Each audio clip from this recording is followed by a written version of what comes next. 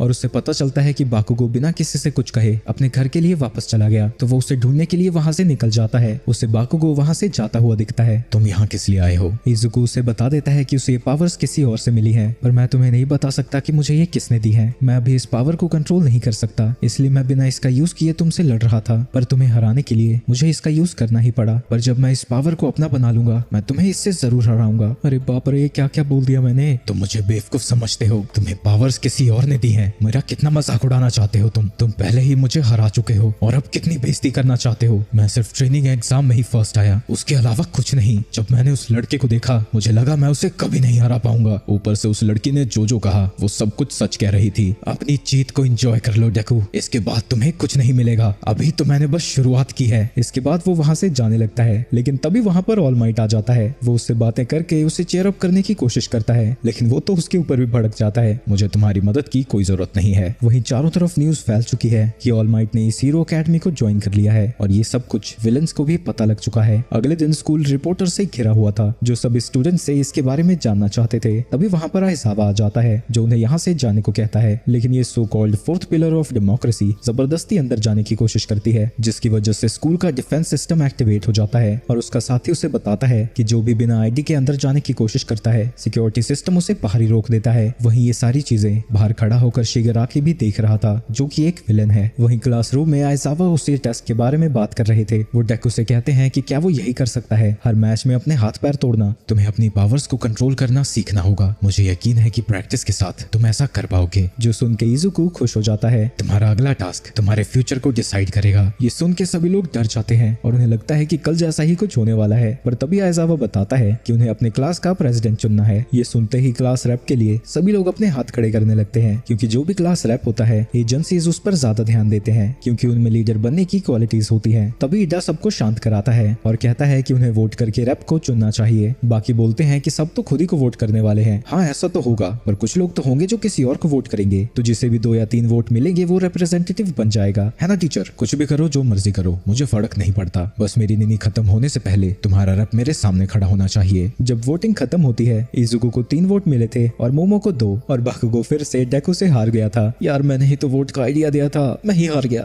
वहीं डेकू और मोमो दोनों जॉइंट रिप्रेजेंटेटिव्स बन जाते हैं। आगे हम सभी को कैफेटेरिया में देखते हैं, जहां डेकू परेशान दिख रहा था, पर ईडा कहता है कि वो धीरे धीरे सब सीख जाएगा। बातों बातों में ही उन्हें पता चलता है कि ईडा की पूरी फैमिली हीरोज की है, यानी वो खानदानी अमीर है। तभी वहाँ अलर्ट बेल बज जाती है, जिसकी वजह से वहाँ से बाहर जाने के लिए वहाँ धक्का मुक्की शुरू हो जाती है। तभी ईडा बाहर देखता है कि ये बेल उन प्रेस वालों की वजह से बजी थी। वो बाकी सभी को ये बताने की कोशिश करता है, लेकिन कोई भी उसकी आवाज पर ध्यान देता ही नहीं। तभी वो चाकू को देखता है, जो कि भीड़ में दबी जा रही थी। तभी वो किसी तरह खिसकता हुआ उसके पास जाता है और उससे कहता है कि वो उसके हाथ को छुए। जैसे ही वो चाकू उसके हाथ को छूती है, ईडा हवा में उड़ने लगता है और अपने इंजन का यूज करके सीधा एग्जिट पर पहुंच जाता है और उन्हें बताता है कि कुछ भी नहीं हुआ है, वो बैलून प्रेस वालों की वजह से बजी थी। ये सुन के सभी स्टूडेंट्स शांत हो जाते हैं और वहाँ पर पुलिस आने की वजह से मीडिया वाले भी वहाँ से जाने लगते हैं। आगे क्लासरूम में इजुको सभी से कहता है कि लीडर बनने के लिए ईडा सबसे बेहतर चॉइस है। ये बात सुनकर सभी लोग अग्री करते हैं, जिसके बाद ईडा क्लास रैप बन जाता है। आगे कुछ टीचर्स बाहर देखते हैं कि उनके हाई सिक्योरिटी गेट्स को किसी ने तोड़ दिया है और ये कोई रिपोर्टर तो कर नहीं सकता, यानी ये काम किसी विलन का है। दूसरी तरफ हम कुछ हीरोज को देखते हैं जो कि एक विलन से लड़ रहे थे, जिसका कलर और शेप बहुत ही गलत है भाई, पर क्योंकि उसने हॉस्टेजेस को पकड़ा हुआ था वो उसके ऊपर हमला नहीं कर पा रहे थे। लेकिन तभी वहाँ पर ऑल माइट आ जाता है, जो अपने एक ही चमाटे से उस विलन को हरा देता है और उन बच्चों को भी बचा लेता है, जिसके बाद वो वहाँ से कहीं जाने लगता है। जब से मैंने इजुको को अपनी पावर्स दी हैं, मेरी ताकत कम होती जा रही है और उस विलन से लड़ने के बाद से मैं अपने फॉर्म को ज्यादा देर तक मेंटेन भी नहीं कर पाता। आगे वो सोच रहा था कि डेकू ने बाकुगो को बता दिया है कि उसको पावर किसी और से मिली है। इजुको कहता है कि उसने ये अपनी मॉम को भी नहीं बताया है, पर पता नहीं क्यों उसे लगा कि बाकुगो को इसे जानना चाहिए, पर क्योंकि बाकुगो ने उसकी बात को सीरियसली नहीं लिया था, ऑल माइट इस बार उसे माफ कर देता है। लेकिन अगर इस बात का विलन्स को पता लग गया तो वो हर कीमत पर इजुको की पावर्स को छीनने की कोशिश करेंगे।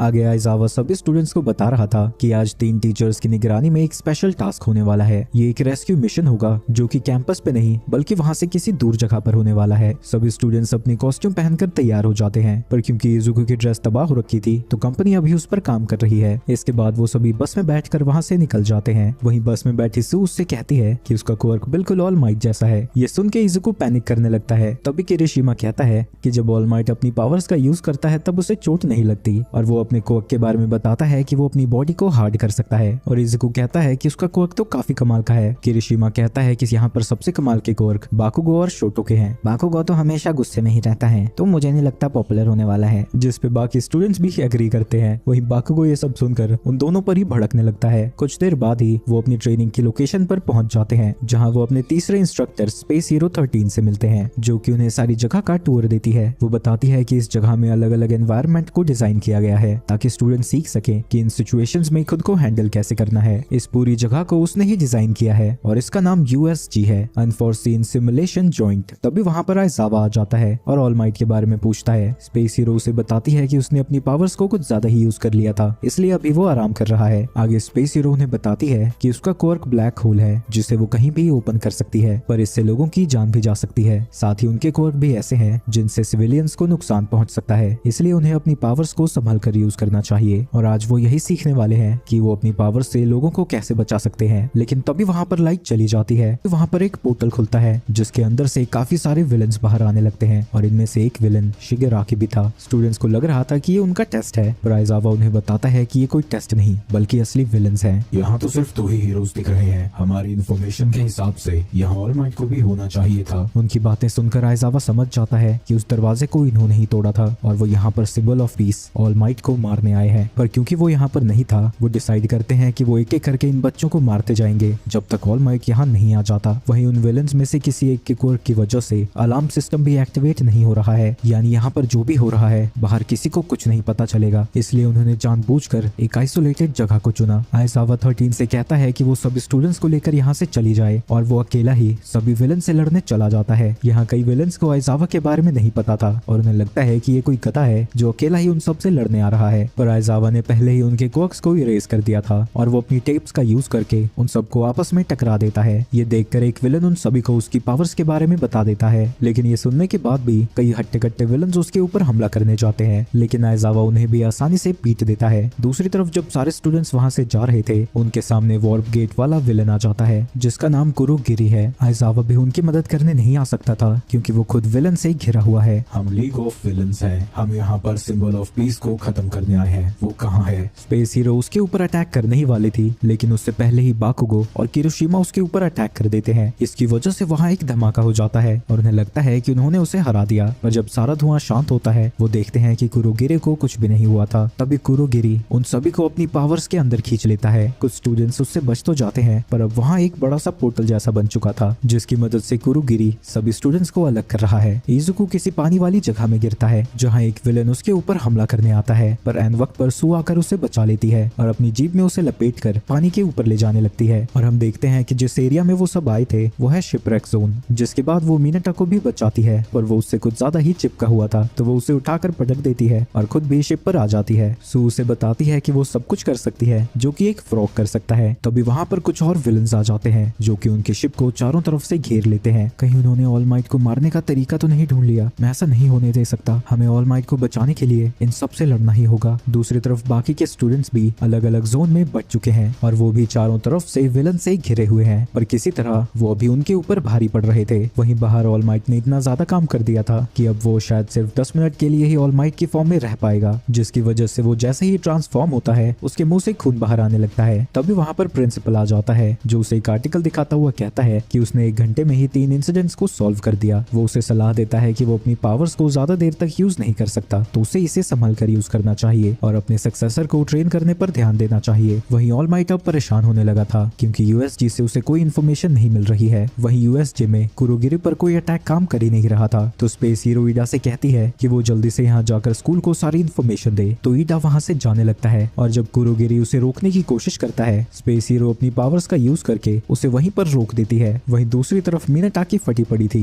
क्योंकि उसे नहीं लगता कि वो इन सब का सामना कर पाएंगे। वहीं डेको नोटिस करता है कि उनके पास वही विलन्स हैं जिनका क्वर्क पानी से रिलेटेड है, यानी बाकी जगह पर भी उस एरिया के अकॉर्डिंग ही विलन्स होंगे, पर उन्होंने सू को भी यहीं पर भेज दिया है जिसको पानी में एडवांटेज होगा, यानी वो नहीं जानते कि उनके पास कौन कौन से क्वर्क हैं, इसलिए वो सारे विलन्स भी शिप पर नहीं आ रहे हैं। जिसके बाद डेको के पूछने पर वो दोनों एक एक करके बताने लगते हैं कि वो अपने क्वर्क से क्या क्या कर सकते हैं। जहाँ सू के क्वर्क्स तो काफी सिंपल थे, लेकिन मिनेटो बताता है कि वो अपने क्वर्क से ऐसे स्टिकी बॉल निकाल सकता है और ये कितनी देर तक चिपकते हैं ये उसकी फीलिंग्स पर डिपेंड होता है। वो बहुत सारे स्टिकी बॉल्स निकाल सकता है, लेकिन अगर उसने ज्यादा निकाल निकाल दिए तो उसके सर से खून भी आ सकता है। और एक और चीज, वो अपने बॉल्स पर खुद नहीं चिपकता। उसकी सारी डिटेल्स सुनकर वो दोनों बस चुपचाप उसे देखते रहते हैं। ये देख के उस बेचारे को लगता है कि वो डिसअपॉइंटेड है और वो रोने लगता है। वो दोनों उसे शांत करा ही रहे थे, तभी एक विलन उनकी बोट पर हमला करके उसे बीच में से तोड़ देता है। इसके बाद डेकू अपनी 2 फिंगर्स का यूज करके पानी में हमला करता है, जिसकी वजह से वहाँ एक व्हर्लपूल बन जाता है जिसमें सारे विलन्स खींचे जा रहे थे। सू हवा में कूद जाती है और उसने मीनाटा और डेकू को भी पकड़ लिया था। मीनाटा अपने सर से लगातार बॉल्स को फेंकता जाता है जो कि व्हर्लपूल में खींचे जा रहे विलन से चिपकता जाता है। और जब वो सबके सब एक जगह पर इकट्ठा होते हैं, वो विलन्स आपस में ही चिपक जाते हैं और वो तीनों बचकर वहाँ से बाहर आ जाते हैं। इसके बाद डेकू सोचता है कि उन्हें आगे क्या करना चाहिए, क्योंकि आइजावा के सामने बहुत ज्यादा विलन्स हैं और वो अकेले इन सब का सामना नहीं कर सकते। इसलिए डेकू कुछ ऐसा करना चाहता है जिससे वहाँ पर विलन्स की तादाद थोड़ी कम हो जाए। दूसरी तरफ शोटो इंस्टेंटली सारे विलन्स को जमा देता है। वहीं शोटो नोटिस करता है कि ये विलन्स उतने ज्यादा पावरफुल नहीं है, यानी ऑल माइट को मारने के लिए इनके पास जरूर कोई और प्लान है। अगर तुम ज्यादा देर तक ऐसे ही जमे रहे तो तुम्हारी मौत हो जाएगी, और क्योंकि मैं हीरो बनना चाहता हूँ मैं ऐसा होने नहीं दूंगा। तो बताओ मुझे, तुम ऑल माइट को कैसे मारने वाले हो? दूसरी तरफ हम डेंकी, मोमो और क्योका को देखते हैं, जहाँ डेंकी उन्हें बताता है कि वो अपनी पावर्स का अगर यूज करेगा तो उन्हें भी झटका लग सकता है, क्योंकि वो उन्हें कंट्रोल नहीं कर सकता। तो क्योका उसे लात मारकर विलन्स की तरफ भेज देती है और वो उसे बिजली के झटके देने लगता है। तभी कुछ और विलन्स भी उसके ऊपर हमला करने जाते हैं, पर मोमो और क्योका मिलकर उनके हमले को खत्म कर देते हैं और डेंकी उन्हें बिजली के झटके देकर बेहोश कर देता है। इसके बाद क्योका अपने ईयरफोन जैक पावर्स का यूज करके बहुत ज्यादा ऊंची साउंड वेव्स को बाहर निकालती है, जिसकी वजह से सारे विलन्स का सर फटने लगता है। दूसरी तरफ मोमो का क्वर्क क्रिएशन है। इसकी मदद से जिसका भी मॉलिक्यूलर स्ट्रक्चर उसे पता है वो उस चीज को क्रिएट कर सकती है। वो अपनी क्वर्क का यूज करके एक इंसुलेशन शीट बनाती है और डेंकी की तरफ इशारा करती है, जिसके बाद डेंकी अपने अल्टीमेट मूव का यूज करके वहाँ पर मौजूद सभी विलन्स को बिजली के झटके देता है, जिससे उन सभी की हवा निकल जाती है। पर उस शीट को बनाने की वजह से उसके कपड़े फट चुके थे, पर इसके बारे में वो ज्यादा नहीं सोचती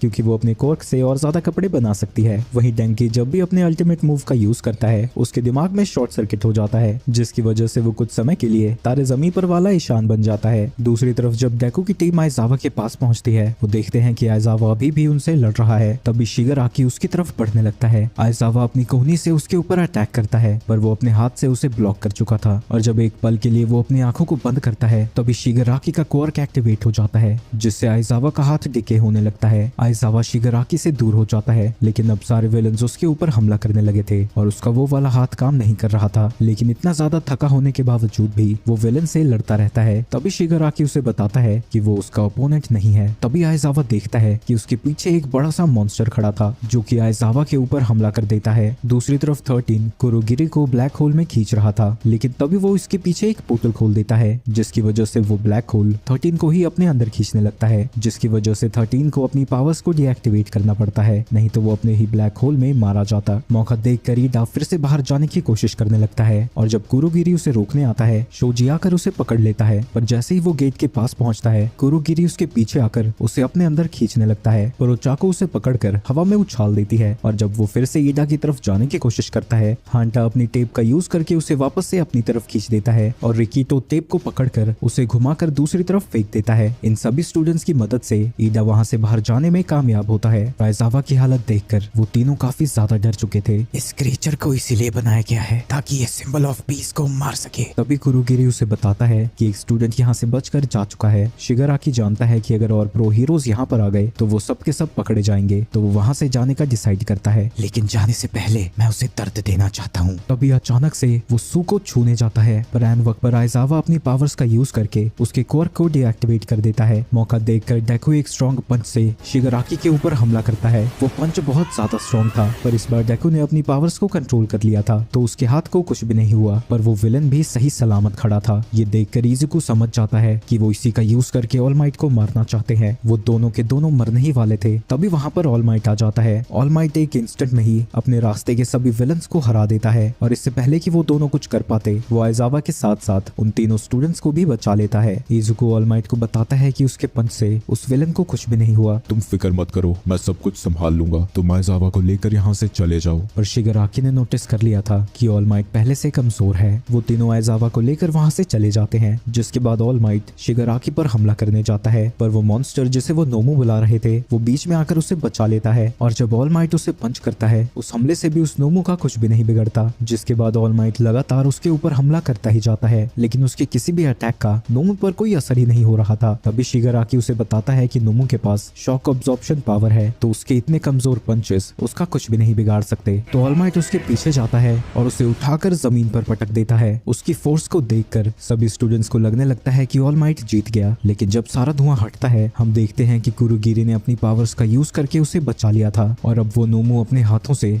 ऑल माइट की उसी जगह पर दबा रहा है जहां उसके जख्म था। शिगाराकी कहता है कि नोमू लगभग उसके जितना ही ताकतवर है, तो इस तरह के अटैक्स उसके ऊपर काम नहीं करने वाले। ऑल माइट उसके हाथ को छुड़ाने की कोशिश करने लगता है, लेकिन वो उसके हाथ को हटा ही नहीं पाता। जिसके बाद नोमू उसे पकड़कर कुरुगिरी के पोर्टल के अंदर ले जाने लगता है ताकि वो उसे बंद करके ऑल माइट को बीच में से काट सके। लेकिन इजुकु ये सब नहीं देख पाता और वो आइजावा को उन दोनों पर छोड़कर ऑल माइट की मदद करने जाने लगता है। लेकिन ऐन वक्त पर कुरुगिरी उसके सामने आ जाता है। वो उसके अंदर जाने ही वाला था, पर तभी वहां पर बाकुगो आ जाता है जो अपने एक्सप्लोजन्स की मदद से कुरुगिरी को वहां से हटा देता है। जिसके बाद वहां बाकी के स्टूडेंट्स भी आने लगते हैं। शोटो अपनी पावर्स का यूज करके नोमू को जमाने लगता है और किरिशिमा शिगाराकी के ऊपर हमला करता है। और अब बाकुगो ने कुरुगिरी को नीचे दबा रखा था। अगर तुमने हिलने की कोशिश की तो मैं तुम्हारे शरीर के इतने चीथड़े उड़ाऊंगा कि यहाँ की सफाई में हफ्ते लग जाएंगे। अरे भाई, तू विलन है या हीरो? कैसी बातें कर रहा है? तभी शिगाराकी के कहने पर नोमू अपनी पूरी बॉडी को एक पोर्टल से बाहर निकालता है, पर इसकी वजह से उसका एक हाथ और पैर टूट जाता है जिसे शोटो ने जमाया था। लेकिन उसकी रिजनरेशन एबिलिटीज इतनी ज्यादा अच्छी थी कि कुछ सेकंड्स के अंदर ही उसकी सारी बॉडी पार्ट्स फिर से पहले जैसे हो जाते हैं। उसे देखकर ऑल माइट समझ जाता है कि उस मॉन्स्टर को डिजाइन ही उसे मारने के लिए किया गया है, जिसके अंदर कई सारे क्वर्क्स को डाला गया है। नोमू कुरुगिरी को बचाने के लिए बाकुगो के ऊपर हमला कर देता है, पर उसकी स्पीड इतनी ज्यादा थी कि कोई भी कुछ नहीं कर पाता। लेकिन तभी वो देखते हैं कि बाकुगो उसके हमले से बच चुका था, लेकिन उसे भी नहीं पता था कि वो यहाँ कैसे आ गया। तभी वो देखते हैं कि उसे ऑल माइट ने बचाया था। सभी स्टूडेंट्स ऑल माइट की मदद करना चाहते थे, पर ऑल माइट कहता है कि वो पीछे रहें और देखें कि एक प्रो हीरो कैसे लड़ता है। अगर हमने आपकी मदद ना की होती तो आप मर चुके होते। और मैं उसका शुक्रगुजार हूँ, पर अब मैं सब कुछ हैंडल कर सकता हूँ। जिसके बाद ऑल माइट अपनी पूरी पावर का यूज करके उस नोमू से लड़ने लगता है। वो दोनों एक दूसरे को पंच मारते ही जा रहे थे। उनके पंचेस की वजह से जो शॉक वेव्स बन रही थी, उसकी वजह से सारे स्टूडेंट्स और विलन्स पीछे जाने लगते हैं। वो शॉक वेव्स इतनी ज्यादा स्ट्रॉन्ग थी कि कुरुगिरी भी उनके पास नहीं जा पाता। उन्हें लड़ते हुए देखकर इजुको नोटिस करता है कि घायल होने के बावजूद भी ऑल माइट के सारे पंचेस उसके 100% से कहीं ज्यादा थे। और जब ऑल माइट अपनी लिमिट को तोड़ता हुआ उसे पंच करता है, वो नोमू बिल्डिंग की छत को तोड़ता हुआ वहां से उड़ता हुआ बाहर चला जाता है। और हम देखते हैं कि वो नोमू आसमान में जाकर टीम रॉकेट की तरह टिमटिमाता तारा बन जाता है। वहीं वो पंच इतना ज्यादा स्ट्रॉन्ग था कि उस पूरे एरिया में भूकंप सा आ जाता है और सभी स्टूडेंट्स सोचने लगते हैं कि आखिर यहाँ पर हुआ क्या। और जो स्टूडेंट्स उसके पास थे वो रियलाइज करते हैं कि ऑल माइट नंबर 1 हीरो क्यों है। वहीं ऑल माइट कहता है कि अपने प्राइम में वो उस नोमू को सिर्फ 5 पंचेस में हरा देता, पर आज उसे 300 भी ज्यादा पंचेस मारने पड़े। वो ज्यादा देर तक अपनी फॉर्म को मेंटेन नहीं कर पाता, तो वो जल्दी से बाकी के विलन्स को भी खत्म करना चाहता है। दूसरी तरफ उस विलन ने डेंकी को पकड़ लिया था। इजुको देखता है कि ऑल माइट वापस से अपने असली फॉर्म में आ रहा है और ऑल माइट भी जानता है कि अगर वो उसके ऊपर हमला करने आए तो वो कुछ नहीं कर पाएगा। इस चीज को वो विलन्स भी सेंस कर लेते हैं और ऑल माइट के ऊपर हमला करने जाते हैं। तभी विलन्स भी उठ खड़े होते हैं और सारे स्टूडेंट्स उनसे लड़ने के लिए तैयार हो जाते हैं। जब शिगाराकी ऑल माइट के ऊपर हमला करने जाता है, डेकू अपनी पावर्स का यूज करके उसे बचाने के लिए वहां पहुंच जाता है, पर कुरुगिरी की पोर्टल की वजह से शिगाराकी उसे छूने वाला था। लेकिन तभी अचानक से एक गोली उसके हाथ में लगती है। तभी हम देखते हैं कि वहां पर काफी सारे प्रो हीरोज आ चुके हैं। वो हीरो अपनी गोलियों से डेंकी को भी बचा लेता है, जिसके बाद सारे प्रो हीरोज उन विलन्स को ठिकाने लगाने लगते हैं। और जब वो शिगाराकी को शूट करने जाता है, कुरुगिरी उसे बचा लेता है। 13 उसे फिर से खींचने की कोशिश करने लगती है, लेकिन कुरुगिरी अपनी पावर्स का यूज करके शिगाराकी के साथ वहां से गायब हो जाता है। और हम देखते हैं कि वहां मौजूद सारे विलन्स अब हार चुके हैं। वहीं इजुको दुखी था क्योंकि वो ऑल माइट की मदद नहीं कर पाया, पर ऑल माइट कहता है कि उसने आज उसे 2 बार बचाया है। तभी उसकी तरफ किरिशिमा आने लगता है। ये देखकर वो दोनों ही डर जाते हैं क्योंकि वो फिर ऑल माइट को अपनी असली फॉर्म में देख लेगा। लेकिन तभी एक टीचर अपनी पावर्स का यूज करके वहां मिट्टी से दीवार खड़ी कर देता है और किरिशिमा से कहता है कि वो बाकी स्टूडेंट्स की मदद करे। दूसरी तरफ शिगाराकी और कुरुगिरी अपने बेस में वापस आ जाते हैं, जहां वो अपने बॉस से कहता है कि उनका प्लान फेल हो गया। वो उससे नोमू के बारे में पूछते हैं। कुरुगिरी उन्हें बताता है कि ऑल माइट ने उसे उड़ाकर कहीं दूर फेंक दिया, जो सुनकर वो हैरान हो जाते हैं। इसके बाद शिगाराकी एक लड़के के बारे में बात करने लगता है जिसने ऑल माइट को बचाने की कोशिश की थी, लेकिन कोई भी उसकी बात पर ध्यान नहीं देता।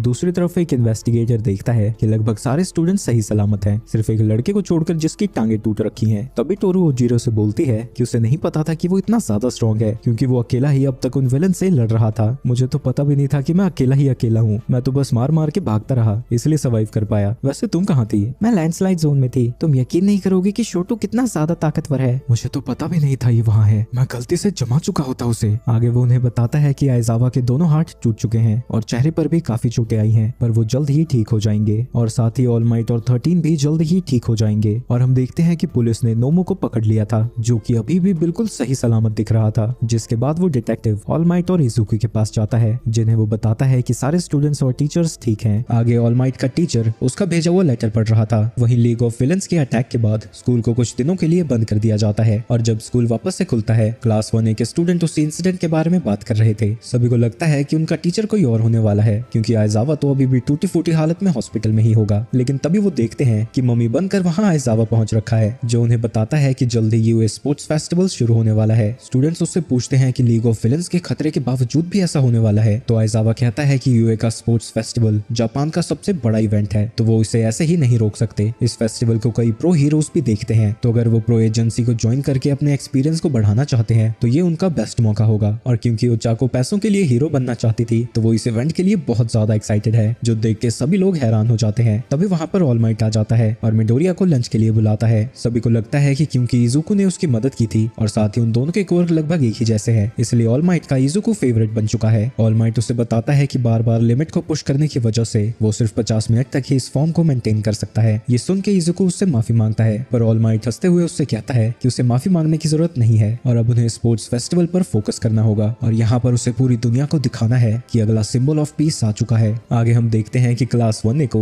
बाकी के स्टूडेंट्स ने बाहर से घेर रखा था। उन्हें समझ नहीं आता कि यहाँ सब चल क्या रहा है। ये स्पोर्ट्स फेस्टिवल से पहले हमें देखने आए हैं, क्योंकि हम एक लौते स्टूडेंट हैं जो असली विलन से लड़ चुके हैं। मैं पहले ही तुम्हें बता दूं, इन सब का कोई फायदा नहीं है। मेरे रास्ते से दूर हो जाओ नपुंसकों। तुम ऐसे ही लोगों को कुछ नहीं कह सकते यार। तभी वहाँ पर हितोशी सिंसो नाम का स्टूडेंट आता है। हम तो बस ये देखने आए थे कि 1A के स्टूडेंट कैसे हैं, पर तुम तो काफी घमंडी निकले। क्या सारी क्लास ऐसी ही है? यूएस स्पोर्ट्स फेस्टिवल सभी कोर्स वाले बच्चों को मौका देती है कि वो हीरो कोर्स को ज्वाइन कर सकें, और जिनका रिजल्ट खराब होगा उन्हें हीरो कोर्स से निकाला भी जा सकता है। तभी क्लास बी का एक और हीरो आकर उनसे लड़ने लगता है, जिसका नाम तेत्सु तेत्सु तेत्सु तेत्सु है। लिटरली भाई ऐसा लग रहा है जैसे जीप से कबड्डी खेल रहा हूँ। आगे हम देखते हैं कि स्पोर्ट्स फेस्टिवल के लिए सभी स्टूडेंट्स अपनी ट्रेनिंग शुरू कर देते हैं। कुछ समय बाद स्पोर्ट्स फेस्टिवल का दिन आ जाता है, जिसे कवर करने के लिए मीडिया भी पहुंच रखी थी और साथ ही वहाँ हीरोज भी घूम रहे हैं। दूसरी तरफ सारे स्टूडेंट्स अपने वेटिंग रूम में इंतजार कर रहे थे, जहाँ टोडो इजुको के पास जाता है। मैं जानता हूँ कि मैं तुमसे ज्यादा ताकतवर हूँ, पर ऑल माइट की नजरें तुम पर ही होगी। मुझे यकीन है कि मैं आसानी से तुम्हें धूल चटा सकता हूँ। टोटो तू उससे लड़ क्यों रहा है? हम सब तो एक ही क्लास में हैं। मैं यहाँ पर कोई दोस्त बनाने नहीं आया हूँ, तो क्लास का हो या बाहर का, मुझे कोई फर्क नहीं पड़ता। मुझे पता है कि तुम बहुत ज्यादा ताकतवर हो, लेकिन जितना तुम्हें लगता है सब कुछ इतना आसान नहीं होने वाला। जिसके बाद हम स्पोर्ट्स फेस्टिवल का स्टेडियम देखते हैं, जो खचाखच भरा हुआ है, और इस इवेंट का अनाउंसर प्रेजेंट माइक है, जहाँ पर ऑल माइट जैसे हीरोज की एक अलग ही सीट बैठी हुई है। इसके बाद क्लास 1A के स्टूडेंट्स को बाहर बुलाया जाता है। वहीं इतनी सारी जनता को देखकर इजुको नर्वस हो जाता है। इसके बाद हीरोज कोर्स के 1B क्लास को बुलाया जाता है, जिसके बाद जनरल स्टडीज, सपोर्ट कोर्स और बिजनेस स्टडीज से भी स्टूडेंट्स को बाहर बुलाया जाता है। जब फर्स्ट ईयर के सारे स्टूडेंट्स बाहर आ जाते हैं, मिडनाइट प्लेयर प्लेज लेने के लिए बाकुगो को स्टेज पर बुलाती है। मैं प्लेज करता हूँ, मैं नंबर 1 बनूंगा। नूबड़ो, मुझे पता था यही करने वाला है ये। तुम लोग थोड़े ढंग के एनिमीज बनना, ताकि तुम्हें कुचलने में मुझे मजा आए। आखिर तुम खुद को समझते क्या हो? आगे मिडनाइट अनाउंस करती है कि सबसे पहले क्वालिफायर गेम होने वाला है, जो कि ऑब्स्टिकल रेस है। इसमें फर्स्ट ईयर के सारे स्टूडेंट पार्ट लेंगे, और जब तक कि वो कोर्स के बाहर नहीं जाते, वो जो चाहे कर सकते हैं। जिसके बाद रेस को शुरू कर दिया जाता है। गेट के बाहर जाने के लिए स्टूडेंट्स के अंदर भगदड़ मच जाती है। टोडोरोकी सभी के पैरों को जमा कर वहाँ सबसे आगे निकल जाता है। मैं तुम्हें इतनी आसानी से आगे नहीं जाने दूंगा। उन तीनों के अलावा और भी कई स्टूडेंट्स हैं जिन्होंने अपने पैरों को जमने से बचा लिया था। इजुको और मिनेटा भी बर्फ पर दौड़ने की कोशिश कर रहे हैं। वहीं शिंजो अपने क्वर्क का यूज करके बाकी स्टूडेंट से अपना काम करवा रहा है। मैंने जितना सोचा था उससे भी ज्यादा बच्चों ने इसे डॉज कर लिया। तभी मिनेटा अपने बॉल्स पर फुदकता फुदकता टोडो के पास पहुंच जाता है। मैं तुम्हें पकड़ कर रहूंगा। लेकिन तभी एक रोबोट आकर मिनेटो को धक्का मारता है। माइक अनाउंस करता है कि इनकी रेस का पहला ऑब्स्टिकल सामने आ चुका है। मेरा बूढ़ा भी इसे देख रहा है। तुम सबको इससे बेहतर प्रिपेयर करना चाहिए था। टोडो अपने बर्फ के अटैक से सभी रोबोट्स को जमा कर वहां से निकल जाता है, जिसकी वजह से वो टूट भी जाते हैं। लेकिन जैसे ही वो वहां से निकलता है, स्टूडेंट्स के सामने और भी ज्यादा रोबोट्स आ जाते हैं। वहीं जो रोबोट्स टूट के गिरे थे, उसके नीचे एक स्टूडेंट फंस गया था। क्या वो मर जाएगा? क्या इस टेस्ट में लोग मरते भी है? तभी हम देखते हैं कि जो रोबोट के नीचे फंसा था वो किरिशिमा था। उस चिलकोजे ने जानबूझकर इन्हें तब फ्रीज किया जब ये ऑफ बैलेंस थे। अगर मेरी जगह कोई और होता तो वो मर चुका होता। तभी हम देखते हैं कि उस मलबे में एक और बंदा था, जो कि तेत्सु है, और उसका क्वर्क है स्टील, जिससे वो अपनी बॉडी को स्टील जितना मजबूत कर सकता है। इसके बाद वो दोनों ही वहां से आगे निकल निकल जाते हैं नीचे, क्योंकि रोबोट्स का मलबा पड़ा था। बाकुगो अपनी पावर्स का यूज करके रोबोट्स के ऊपर से जाने लगता है और उसके पीछे पीछे टोको और सेरो भी आ जाते हैं, पर उनके साथ साथ बाकी के क्लास 1A के स्टूडेंट्स भी अपने कोर का यूज करके आगे बढ़ते ही जाते हैं। वहीं मिडोरिया बिना वन फॉर ऑल का यूज किए ही आगे बढ़ रहा था। तभी वो एक रोबोट के हमले को डॉज करता है, जिससे उसका एक हिस्सा नीचे गिर जाता है और वो उसी से रोबोट को मारकर वहां से आगे जाने लगता है। वहीं मोमो एक कैनन को बनाकर सभी रोबोट्स को मार गिराती है, जिससे बाकी के स्टूडेंट्स का आगे जाने का रास्ता क्लियर हो जाता है। इसके बाद उन स्टूडेंट्स का अगला ऑब्स्टिकल फॉल है। अगर वो यहाँ से गिरे तो उनकी मौत पक्की है, यानी उन्हें इन चट्टानों को रेंगते रेंगते पार करना होगा। सू अपने फ्रॉग कोर की वजह से आसानी से आगे जाने लगती है। तभी वहाँ स्पोर्ट कोर्स की मे भी आ जाती है, जो कि अपने बनाए हुए इक्विपमेंट्स दिखाने लगती है। क्या ये सब तुम यूज कर सकती हो? ये सब तो बैन था ना, तुम लोग अपनी पावर्स भी तो यूज कर ही रहे हो ना, तो चीजों को फेयर रखने के लिए सपोर्ट कोर्स वालों को ये सब अलाउड है। देखो सारी कंपनीज मेरी इन्वेंशंस का कमाल। दूसरी तरफ टोडोरोकी रोप्स को जमा कर स्लाइड करता हुआ आगे जा रहा था और वो अभी भी फर्स्ट पोजीशन पर है। तभी उसके पीछे से बाकुगो आता है। ईडा भी अपने कोर का यूज करके रोप पर स्लाइड करता हुआ आगे जाने लगता है। वहीं ऑडियंस में टोडो के बारे में बातें चलने लगती हैं। ये सच में काफी कमाल का है, ये तो होना ही था। वो जापान के नंबर 2 हीरो एंडेवर का बेटा जो है। वहीं अभी भी काफी सारे स्टूडेंट्स पीछे थे और क्योंकि ये अनाउंस ही नहीं किया गया है कि कितने स्टूडेंट सिलेक्ट होने वाले हैं, तो वो हार नहीं मान सकते। वहीं टोडो बड़ी ही जल्दी फाइनल ऑब्स्टिकल तक पहुंच जाता है, जो कि है एक माइन फील्ड। यहाँ पर जगह जगह पर जमीन के अंदर माइंस रखी गई हैं। ऑब्वियसली असली माइंस जितनी खतरनाक नहीं है। जिन स्टूडेंट्स के पैर माइंस के ऊपर पड़ रहे थे वो हवा में उछलने लगते हैं। इस ऑब्स्टिकल में तो आगे जाने वाले का नुकसान ही होगा। तभी वहाँ पर उड़ता हुआ बाकुगो पहुंच जाता है। ये माइंस मुझे नहीं रोक सकती, तुम्हें अपनी औकात देखकर वॉर डिक्लेयर करनी चाहिए। और वो वहाँ से आगे बढ़ जाता है। वहीं ईडा इतनी तेज दौड़ रहा था कि माइंस उसके पीछे एक्सप्लोड होती हैं। वहीं अभी भी टॉप 2 की पोजीशन बाकुगो और टोडो की है। वहीं इजुको के दिमाग में कोई खुराफात आ रखी है। माफ करना बाकुगो, मैं तुम्हारा आइडिया चुरा रहा हूँ। जब वो शील्ड के साथ जमीन पर कूदता है, वहाँ बहुत बड़ा धमाका होता है। वहाँ पीछे बहुत बड़ा धमाका हुआ है, आखिर वो है क्या? तभी उस धुएं में से इजुको बाहर आता है। क्या ये गलती से हुआ या फिर जानबूझकर इसे किया गया है? चाहे जो भी हो, अब क्लास 1A का इजुको टॉप 3 में पहुंच चुका है। जिसके बाद हम कुछ समय पहले का सीन देखते हैं, जहाँ मिडोरिया ने खड्डे को खोदकर वहाँ पर काफी सारी माइंस को रख दिया था, जिसके बाद वो उन्हीं के ऊपर कूदता है। इजुको अब सबसे आगे आ चुका है। ये देखकर पूरी जनता एक्साइटेड हो जाती है। वहीं उसे आगे जाता हुआ देखकर बाकुगो और टोडो आपस में लड़ना छोड़ देते हैं और अपनी पावर्स का यूज करते हुए आगे बढ़ने लगते हैं। मेरी स्पीड कम होने लगी है, ऊपर से मैंने लैंडिंग का भी नहीं सोचा था, पर मैं इन दोनों को आगे नहीं जाने दे सकता। जिसके बाद वो फिर से अपनी शील्ड के साथ एक माइन के ऊपर गिरता है, जिससे उन दोनों का रास्ता भी रुक जाता है और इजुको को बूस्ट भी मिल जाता है। इजुको ने उन दोनों का रास्ता रोक दिया है और वो अभी भी सबसे आगे है। इस लड़के ने क्या भौकाल मचाया है, और जो सबसे पहले स्टेडियम में पहुंचा है वो है इजुको मिडोरिया। अपने बच्चे को इतना आगे आता हुआ देखकर उसकी माँ खुशी के मारे रोने लगती है और पूरा स्टेडियम उसके लिए चीयर कर रहा था। वहीं इस फेस्टिवल को शिगाराकी भी देख रहा था। अपने कोर को इतनी ज्यादा यूज करने की वजह से बाकुगो के हाथ में दर्द हो रहा था। मैं फिर से उससे हार गया। वहीं टोडो भी अब काफी ज्यादा थक चुका था। इसके बाद वहाँ उराराका आती है। तुमने तो कमाल कर दिया मिडोरिया, तुम फर्स्ट आए। उसके पास आते ही वो शर्मा जाता है। मैं फर्स्ट तो आया हूँ, पर वो सब लक था, बहुत भयंकर वाला लक। आगे वहाँ स्टेडियम में मोमो आती है। ये सब कुछ कितना अनफेयर है, और हम देखते हैं कि उसके पीछे मिनेटा चिपका हुआ आया था। मेरे से बड़ा जीनियस दुनिया में कोई नहीं। इसके बाद मिडनाइट रिजल्ट अनाउंस करती है। ऑब्वियसली इजुको फर्स्ट आया था, टोडो सेकंड और बाकुगो थर्ड। जो टॉप 42 स्टूडेंट्स हैं वो नेक्स्ट राउंड में आगे जाएंगे, लेकिन जो नेक्स्ट राउंड के लिए सिलेक्ट नहीं हुए हैं उन्हें भी कुछ चांसेस मिलने वाले हैं। नेक्स्ट राउंड कैवलरी बैटल है। इसमें पार्टिसिपेंट 2 से 4 मेंबर्स की टीम बना सकते हैं। ये आम कैवलरी बैटल जैसा ही होगा, लेकिन स्टूडेंट्स को अपनी पोजीशन के हिसाब से पॉइंट्स मिलेंगे। 42 वाले को 5 पॉइंट्स, 41 वाले को 10 और फर्स्ट पोजीशन वाले को 10 मिलियन। ये सुन के सब लोगों की नजरें इजुको पर ही टिक जाती हैं, क्योंकि जो भी उसे हराएगा वो सीधा टॉप पर पहुंच जाएगा। पूरी टीम के टोटल पॉइंट्स का रशियन बैंडाना उनका राइडर अपने सर पर पहनेगा, और टीम जो भी बैंडाना को चुराएगी वो उसे अपने गर्दन पर ही रख सकती है, और जिसके पास भी सबसे ज्यादा पॉइंट्स होंगे उसे पहली पोजीशन मिलेगी। सभी को टीम बनाने के लिए 15 मिनट का समय दिया जाता है। ज्यादातर स्टूडेंट्स बाकुगो को घेर लेते हैं और वो उसे अपनी टीम को ज्वाइन करने को कहते हैं। तभी वहाँ पर किरिशिमा आता है और कहता है कि वो उसे बेटर तरीके से सपोर्ट कर पाएगा। वो सब तो ठीक है, पर तुम हो कौन? वहीं दूसरी तरफ इजुको की टीम में कोई भी नहीं जानना चाहता था, क्योंकि जो भी उसकी टीम में होगा उसे सबसे ज्यादा रिस्क होगा। लेकिन तभी ओचाका उसे ज्वाइन करने आती है, और साथ ही मे भी। और उनकी टीम का फाइनल मेंबर टोकोयामी है। टोडो की टीम में ईडा, मोमो और डेंकी हैं। इसके बाद एक एक करके सभी लोग अपनी टीम को बना लेते हैं, जिससे वहां पर टोटल 12 टीम बनती है। मिडनाइट बैटल को शुरू कर देती है और लगभग सारी टीम डेको के बैंड के पीछे पड़े थे, पर मे के डिवाइस और ओचाको की पावर्स की वजह से वो उड़कर दूर चला जाता है। वहीं टोको अपनी शैडो की मदद से उन सभी को प्रोटेक्ट करता है। इसके बाद डेको की टीम के ऊपर फिर से 2 टीम एक साथ हमला करती हैं, पर वो इस बार भी उन्हीं डिवाइस का यूज करके वहाँ से उड़ जाता है, लेकिन इस बार उड़ते हुए उनके ऊपर बाकुगो हमला करता है। लेकिन इस बार भी सभी लोगों को टोकोयामी प्रोटेक्ट कर लेता है, जिसके बाद सैरो बाकुगो को वापस से अपनी पोजीशन पर लाता है। डेको का प्लान बिल्कुल सिंपल है, वो टाइम के खत्म होने तक सभी अटैक्स को डॉज करने वाला है। वहीं क्लास 1A के डेको और टोडो की टीम को छोड़कर सभी टीम के पास 0-0 पॉइंट्स है, क्योंकि बाकी की सभी क्लासेस 1A क्लास के स्टूडेंट्स को ही टारगेट कर रही है। तभी बाकू प्लान को चेंज करता है, वो डेको को छोड़कर पहले बाकी की क्लासेस को ठिकाने लगाना चाहता है। अब बाकुगो का गुस्सा 7वें आसमान पर पहुंच चुका था और वो मोनोमा पर हमला करता है, लेकिन मोनोमा आसानी से उसके अटैक को डॉज कर लेता है और हमें पता चलता है कि मोनोमा उन सभी के कोक्स को कॉपी कर सकता है जिन्हें वो छूता है। लेकिन इसके बाद भी बाकुगो फिर से उसके ऊपर हमला करता है और एक साथ काफी सारे बैंड्स को निकाल लेता है, जिसकी वजह से वो एकदम से ही टॉप 3 में पहुंच जाता है। लेकिन बाकुगो फर्स्ट आना चाहता है और अभी उसका बदला पूरा नहीं हुआ था, तो इसलिए वो मोनोमो की टीम से सारे के सारे बैंड्स ले लेता है। दूसरी तरफ टोडो डेको तक पहुंच गया है, वो उसके 10 मिलियन पॉइंट्स लेना चाहता है, लेकिन उसके जैसी ही सोच कई और टीम